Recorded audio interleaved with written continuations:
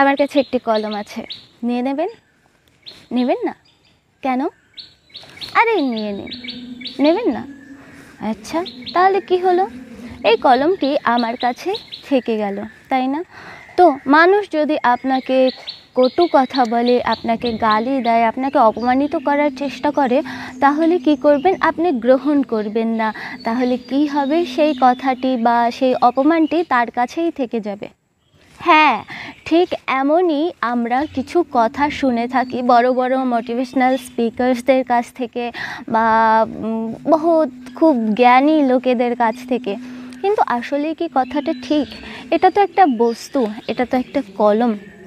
কিন্তু কেউ যদি আপনার গায়ে কাদা ছুঁড়ে দেয়, আপনাকে প্রথমে দিতে চাইছে, আপনি নিচ্ছেন না, কিন্তু সে ছুঁড়ে মারল, সেটা কিন্তু আপনার গায়ে লেগেই যাবে, আপনি না চাইলেও লেগেই যাবে। তো তেমনই হয়ে থাকি কিছু কথা, কিছু আচরণ, কিছু ব্যবহার, যা আমরা গ্রহণ করতে না চাইলেও আমাদের গায়ে এসে লেগেই যায়। গায়ে না, মনুষ্যের মনে এসে লেগে যায়।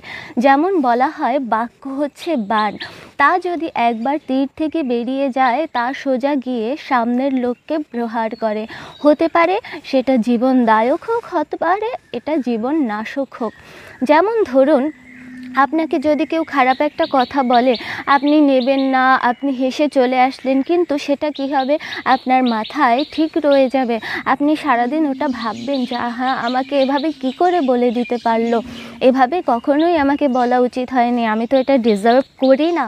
তো আমাদের উচিত কি, যেটাকে মজা বলা হয় বা যেটাকে ঠাট্টা বা কমেডি বলা হয়, সেগুলো কিন্তু একপাক্ষিক কখনোই হয় না। আমরা যখনই কথা বলি, তখনই আমরা আমাদের বাক্য সামনের কোনো ব্যক্তি বা বস্তুর উপরে প্রয়োগ করি, আর এটা তার উপরে নেগেটিভ বা পজিটিভ প্রভাব ফেলে।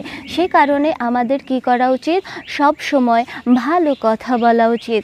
বলা হয়, সত্যম ব্রয়াত প্রিয়ম ব্রয়াত, প্রিয় সত্য বলো সব সময়। কেন? যাতে মানুষের মনে দুঃখ না হয়। এ কারণে আমাদের সব সময় কি করা উচিত? মানুষের জন্য ভালো কথাটা বলা উচিত। কাউকে অপমান করে, কাউকে ছোট করে, কাউকে হেয় করে কোনো কথা কখনো বলা উচিত নয়।